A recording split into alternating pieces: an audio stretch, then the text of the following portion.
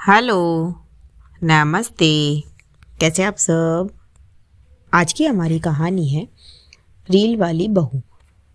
शुरू करने से पहले please do subscribe my channel. चलिए दोस्तों, कहानी शुरू करते हैं। बड़ी खुश हो रही थी तुम तो पार्टी में। दो लोग क्या पहचाने लग गए। मैडम के तो भाव ही बढ़ गए। कार की ड्राइविंग सीट पर बैठे विकास ने हल्की हंसी और ताने के मिले जुले लहजे में अपनी पत्नी दिव्या से कहा, लेकिन उसके ये शब्द सीधे दिव्या के दिल पर लगे थे। दोनों अभी अभी विकास के ऑफिस की सालाना पार्टी से लौट रहे थे। पार्टी बड़ी शानदार थी। महंगा होटल, चमकती लाइटें, म्यूजिक और ऑफिस के बड़े बड़े लोग।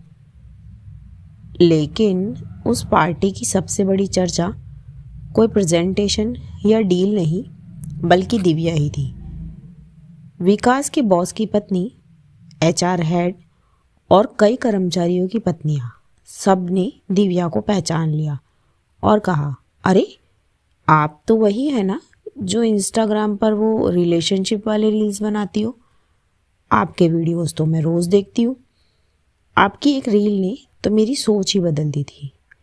हर सवाल, हर तारीफ पर दिव्या का चेहरा चमक उठता था। वो खुश थी, सच में खुश। लेकिन वही खुशी विकास को चुभ रही थी। तो कार में बैठते ही उसने ताना मार दिया। दिव्या ने चुपचाप उसकी ओर देखा, फिर गहरी सांस ली और शांत लेकिन आत्मविश्वास से बोली, जी खुश होने की तो बात ही है। मेरी मेहनत को फल मिल रहा है तो मैं खुश क्यों ना हूँ। फिर विकास ने बिना उसकी ओर देखे कहा, मेहनत? फ़ोन पर रील बना लेना मेहनत हो गया आजकल? यही बात, यही लाइन। दिव्या ने ये लाइन कितनी बार सुनी थी। शादी के शुरुआती दिनों में जब उसने पहली बार कहा था, विकास मैं सोशल मीडिया पर कंटेंट बनाना चाहती हूँ, तब विकास हंस पड़ा था और उससे बोला, ये सब टाइम पास है दिव्या, पढ़ी लिखी हो तुम, कुछ ढंग का काम करो। तब दिव्या ने बिना कैमरा ऑन किए स्क्रिप्ट लिखनी शुरू की। तब विकास ने फिर टोका, किसके लिए लिख रही हो, कौन पढ़ेगा? जब पहली रील बनाई और सिर्फ 200 व्यू आए, तब भी विकास बोला, देखो मैंने तो कहा ही था कुछ नहीं होगा।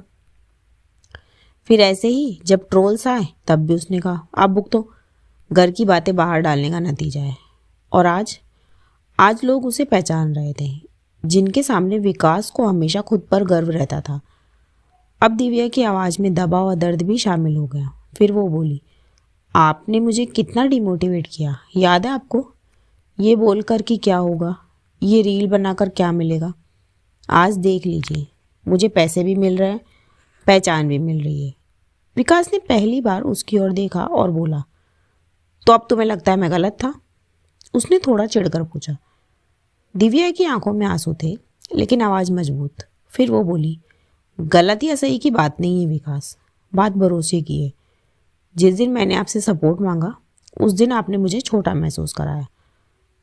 कुछ पल खामोशी छा गई और दिव्या का मन पीछे लौट गया।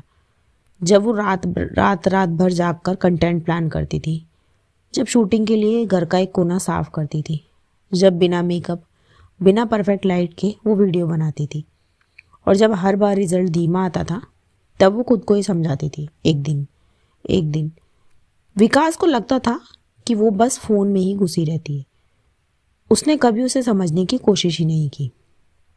तुम्हें पता है, दिव्या ने धीरे से कहा, आज आपके बॉस की वाइफ ने मुझसे कहा, आप बहुत इंस्पायरिंग हो।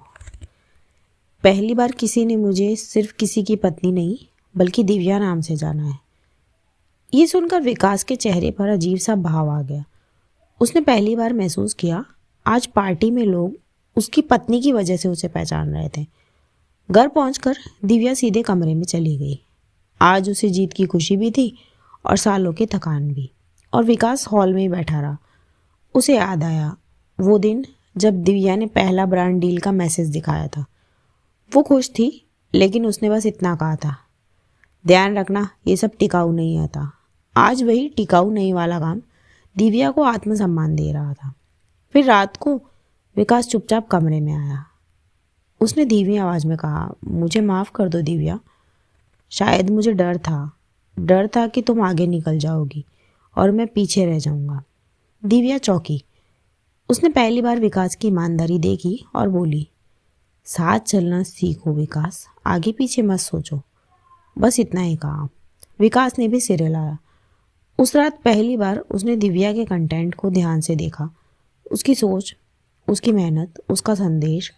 अब उसे समझ आया, पहचान मांगने से नहीं, मेहनत से मिलती है, और सपनों को उड़ान देने से रोकने वाले हाथ सबसे ज़्यादा दर्द देते हैं। औरत की मेहनत जब रंगती है तो सबसे ज़्यादा चुभती अपनों को ही है। इसी के साथ कहानी यहीं ख़त्म होती है। धन्यवाद दोस्तों पूरी कहानी सुनने के लिए।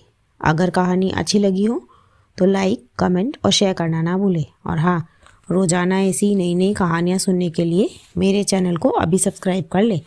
मैं मिलती हूँ आपसे अगली कहानी में। तब तक अपना और अपने परिवार का रखिए ख्याल। थैंक यू सो मच दोस्तों। Thanks for watching.